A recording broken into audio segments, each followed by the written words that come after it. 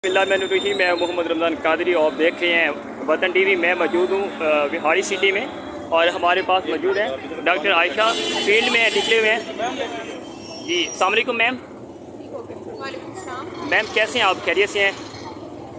जी बिल्कुल, हरियाणा पंजाब की जानिब से हमारे पास जो ये रमज़ान पैकेज है जो हमने घर घर तकसीम करना है मुस्तहिक अफराद को, हम उन्हीं बेनिफिशरीज़ की वेरिफिकेशन कर रहे थे कि जो बिस्क से और नादरा से हमें डाटा आया है, हम उनके ID कार्ड स्कैन करके देख रहे हैं कि आया PITP की तरफ से वो एलिजिबल हैं या नहीं है, और जो एलिजिबल होंगे उनको हम वहाँ पर डिलीवर करेंगे। उसके अलावा यहाँ पर हम सफाई मुहिम अपनी स्टार्ट कर रहे हैं, और जैसे कि आप देख सकते हैं इंक्रोचमेंट है, एंटी इंक्रोचमेंट ऑपरेशन यहाँ पर लॉन्च कर रहे हैं। दूसरा, हम यहाँ पर मॉडल बाज़ार रमज़ान के हवाले से यहाँ पर मॉडल बाज़ार में रमज़ान बाज़ार एग्रीकल्चर फेयर प्राइस शॉप जहाँ पर होलसेल रेट से 25% कम मिलेगा, तो उसी की तैयारियों के सिलसिले में आज मैं यहाँ पर हूँ। मैम ये बताएं, ये जो इसका राशन का है, इसका क्राइटेरिया क्या है, कौन से लोगों को मिल रहा है? ये मुस्तकिल एक प्रोग्राम है या कोई ये एक स्कीम है जो थोड़े दिनों के बाद जिनको मिले राशन अगेन मिलेगा?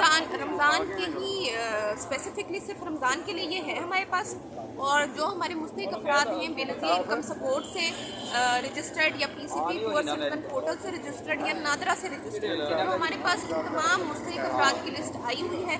उसी लिस्ट को हमने वेरीफाई करना है और उन्हीं को हमने राशन इसमें ऐसा तो नहीं है कि जो लोग मुस्तहिक हैं उनका हाथ मारा जा रहा हो कहीं पे, या कहीं पे कोई करप्शन हो, या लोग उन अफराद तक ना पहुंच रहा हो? जो सिस्टम है ना, ये ऑनलाइन एप्लीकेशन के थ्रू मैनेज हो रहा है। इसमें 3 स्टेप वेरिफिकेशन है। हम पहले उस बंदे का ID कार्ड स्कैन करते हैं, उसका OTP उसके मोबाइल पे आता है, वो हमें बताता है, वो हम अपनी ऐप पे एंटर करते हैं।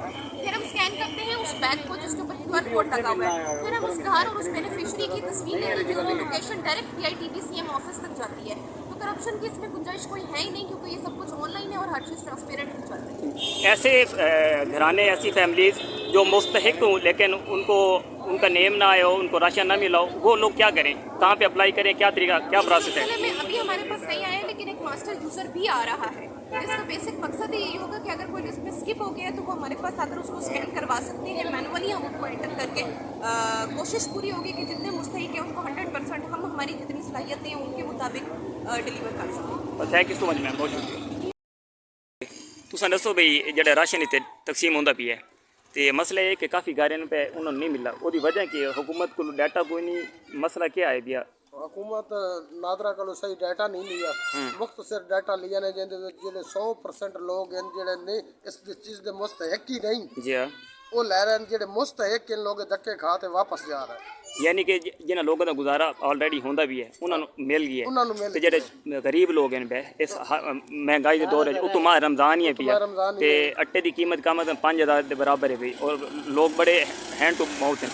तो यदा गौरमेंट की करे, किस तरह मुस्तहिक लोगों को उन्होंने को डाटा जाए, इन नादरा नाल अटैच के किया जाए, तुस क्या देने? ये नादरा तो डाटा अच्छी तरह लिया जाए, यूनियन काउंसिल तो डाटा लिया जाए। ਇਹਦਾ मतलब है मरदमशुमारी सही नहीं हुई? हाँ, ਇਹਦਾ मकसद ये मरदमशुमारी सही नहीं हुई, ये यूनियन काउंसिल तो डाटा लिया जाए। अच्छा, तो ये जी ड्यूटी लाई हैल्थ वर्कर भी यानी उन्हें डाटा कलैक्ट किया ही, और टीचर ने भी उन्हें या सबमिट नहीं किया, इतने भी कोई गैप है? उन्हें घर घर जाकर सर्वे नहीं किया। अच्छा, उन्होंने घरे जेड़ा बंदा गया उन्हें ओदा सर्वे किया है। ये भी इतने ना ये बलंडर है पिया, मिस्टेक है। जब तारी अगर ड्यूटी लगी है हेल्थ वर्कर की, ओदी जिम्मेदारी है कि मैं अपने काम नू पूरा करा। ओदे घर जेड़ा गया कोई सफेद पोश बंदा गया तो ओदा उस कर दिता, अगर कोई गरीब गया तो ओदा उस नहीं कीता। तुसा क्या आखसो अपने जेड़े हुक्मरान ने बे उन्होंने के किया जाए, क्या पॉलिसी होवे? मेरे भाई मैं एक as a worker Muslim League Noon दा, जी जी, मेरे आखन के मुताबिक ये कि जेड़े सफेद पोश लोग हैं तो उन्होंने बिल्कुल वो भी नहीं है, जेड़े थोड़े जे उस तो बेहतर हैं उन्होंने ये चीज़ मिलती पई है, जेड़े सफेद पोश लोग हैं तो थल्ले हैं उन्होंने कोई चीज़ नहीं मिलती पई जी। अच्छा, हुण दूसरी गल जेड़ी भी लीग दे बड़े पुराने वर्कर तुसा ये पाकिस्तान मुस्लिम लीग नून दे वो सपोर्टर इन पे, और इन जेड़ा ना हाँ भाई मुमताज साहब 2008 तो इन पे 2024 तक ते मसला नहीं कोई भी आवे जो गवर्नमेंट ओवरऑल, क्योंकि पाकिस्तानी नु पे इहदे कोई सपोर्टर नजरियात दा फर्क होंदा है कि पार्टी नु देवे, लेकिन अगर हुकूमत PTI दी सॉरी अगर जरदारी दी आ गई है या कि नून लीग दी, ते उन्होंने चाहिए कि इस प्रोजेक्ट नू इहदे तरमीम करें और सही जेड़ा लोगों तक जेड़ा पिया घर घर जाते डाटा लवेन। ठीक हो गया। मुस्तहिक लोगों का घर घर जाकर लेडी हेल्थ वर्कर ਉਹਨਾਂ ਦਾ ਡਾਟਾ ਲਵੇ ਔਰ ਉਹਨਾਂ ਨੂੰ ਜਾਰੀ ਕਰੇ ਹੁਕੂਮਤ ਤੱਕ। और लेडी हेल्थ वर्कर नु बेहतर पता है। ਭਾਈ ਉਹਨੂੰ ਜ਼ਿਆਦਾ ਬਿਹਤਰ ਪਤਾ ਹੈ। ਭਾਈ ਮੁਮਤਾਜ਼ ਸਾਹਿਬ ਤੁਹਾਡੀ ਬੜੀ ਮਿਹਰਬਾਨੀ, ਤੁਸੀਂ ਸਾਨੂੰ ਟਾਈਮ ਦਿੱਤਾ, ਥੈਂਕ ਯੂ ਸੋ ਮਚ। ਔਰ ਤੁਹਾਡੀ ਜਿਹੜੀ ਇਹ ਆਵਾਜ਼ ਹੈ ਸਾਡਾ ਇਤਨੇ ਕਰ ਸਕਦੇ ਹਾਂ ਕਿ ਅਸਾਂ ਇਨਸ਼ਾਅੱਲਾ ਇਹਨੂੰ ਤੁਹਾਡੀ ਆਵਾਜ਼ ਪਹੁੰਚਾਈਸੂ ਤੇ thank you so much. Allah Hafiz.